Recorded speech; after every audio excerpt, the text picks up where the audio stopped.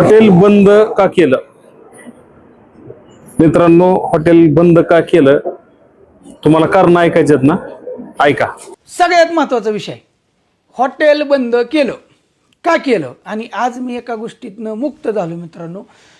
तुम्हाला माहिती होतं आपलं हॉटेल व्यवसाय होता, चांगल्या पद्धतीने तुम्ही सगळ्यांनी साथ दिली, भरपूर साथ दिली. पण मी कायमस्वरूपी हॉटेल खरं तेच म्हणजे ह्या व्यवसायातून, हॉटेल व्यवसायातून आपण सध्याला मुक्त होत आहे. कारण मला हॉटेलला कंटिन्यू वेळ देता येत नाही मित्रांनो. कारण विषय काय होतोय, हॉटेल व्यवसाय चांगला आहे, पैसे बिशे भरपूर आहेत, त्याच्याविषयी काही वाद नाही, म्हणजे मिळतातच, असं काही विषय नाही. पण काय होतंय, सकाळी 7ला आणि 8ला गेलं ना, संध्याकाळी रोज 11, 12, 1 वाजते झोपायला, सुखच मिळाना. आणि मी तिथं नसलो की लोक नाराज होते. ती म्हणजे काय होतंय, हॉटेलवर मला वेळ देता येत नाही, बाहेर बी इकडे तिकडे काही कामाने गेलं तरी पण माणसं सतत आपल्याकडे येतात, मग मी नसल्यावर नाराज होतात.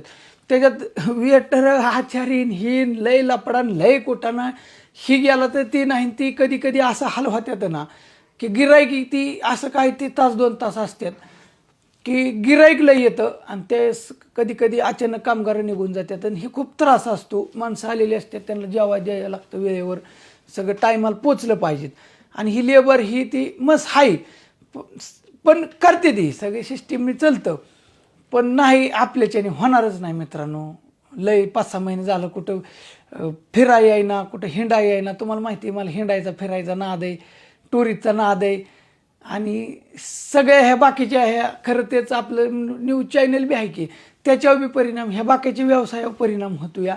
आणि मग इकडून येतं इकडून तिथंच. पण फेसबुकचं आणि यूट्यूबचं बी येणं आहेच की, मला नाही असं नाही. तिकडून बी मग 60-70 लाख रुपये म्हणलं तरी महिना कमवायची ताकद आहे. सुखासुखी एकटा म्हणलं तरी कमवू शकतो.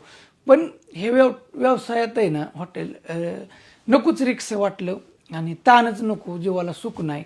आणि सध्याला जिथं आपलं होतं ना, आता आपण 3ऱ्या जागेवर चालू केलं तर तिथलं बी ती मालक बी चांगलं येतं. त्यांना म्हणलं बाबा मला ह्यातनं मुक्त करा, मला काही येणं होत नाही, काय नाही, माझ्याच्या नाही जमायचं कंटिन्यू थांबणं येणं.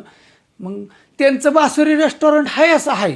त्यांना म्हणलं तुम्ही चालवा, ते म्हणले चालवतं. मग तपलं ती चालवतात, त्यांनी दिलं तर आपल्याकडं. पण नाही म्हणलं आपल्याच्याने होणार नाही, ती लेबर आणि तीन सांभाळणं काही गोष्टी ह्या.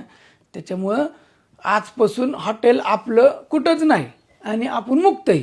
आणि काय विषय डोक्यात आल्यानंतर काय वाटलं मला तर मग मी सांगेन तसं व्हिडिओमधनं.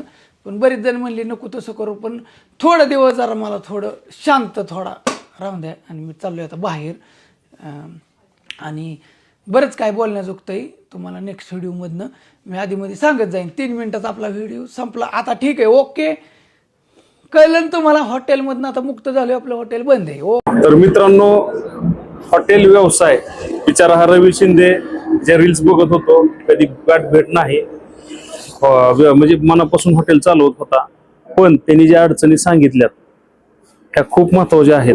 आणि ह्या अडचणींमुळे बरेच हॉटेलवाले हॉटेल बंद करतात. आणि आजकालची पोरं रील्स बघून जे गाजलेले हॉटेल आहेत त्यांना वाटतं की आपण फ्रँचायझी घ्यावी आणि चालू करावं. पण तो मालक जसं स्वतःचं हॉटेल चालवतोय, मेन ब्रँच चालवतोय, तसं तुम्ही चालवताय का? तसं तुम्हाला जमतंय का? हे सुद्धा बघणं गरजेचं आहे. आणि किती फ्रँचायझी चालू आहेत हे सुद्धा बघणं गरजेचं आहे. या कारणांमुळं आज हॉटेल बंद आहेत. त्यामुळं ह्याच्यामुळं हॉटेल बंद केलं त्यांनी. धन्यवाद.